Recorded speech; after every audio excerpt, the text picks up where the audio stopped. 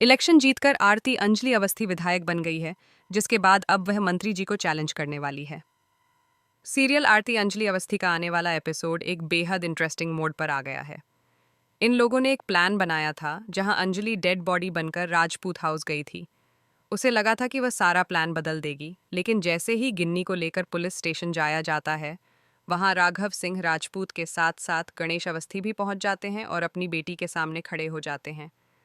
गिन्नी अवस्थी उनके पैरों में गिरकर कहती है कि कल उसकी शादी है। वह उनके पापा हैं, उससे बहुत प्यार करते हैं और उसने कुछ नहीं किया। वह बार बार कहती है कि अंजलि उसे फंसा रही है, लेकिन सच तो सब जानते हैं कि हकीकत क्या है।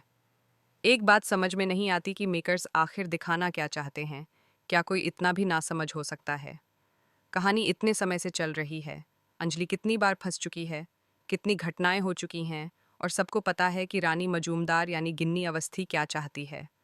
उसके बाद भी गणेश अवस्थी अंजलि का साथ छोड़कर गिन्नी का साथ देने के लिए कैसे तैयार हो जाते हैं। बिना किसी लॉजिक के सब कुछ चलता दिख रहा है, हालांकि एंटरटेनमेंट का तड़का देने की पूरी कोशिश की जा रही है। यहाँ एक प्लान बनाया गया जिसमें 4 पुलिस वाले पंकज सर के साथ अंजलि को लेकर गिन्नी के घर पहुंचते हैं। वहां सब कुछ चल रहा होता है। खुले गेट के पीछे मीडिया खड़ी है, लेकिन किसी को दिखाई नहीं देता। सामने से भजन सिंह आता हुआ दिखता है। अगर भजन सिंह को मीडिया दिख रही थी तो बाकी लोगों को क्यों नहीं दिखी? जब सब कुछ लाइव टेलीकास्ट हो रहा था तो फिर गणेश अवस्थी गिन्नी का साथ क्यों दे रहे हैं? वो बार बार अंजलि से क्यों कह रहे हैं कि गिन्नी उसकी दीदी है, उसे छोड़ दे? क्या उन्हें याद नहीं कि गिन्नी अंजलि को मारने तक चली गई थी?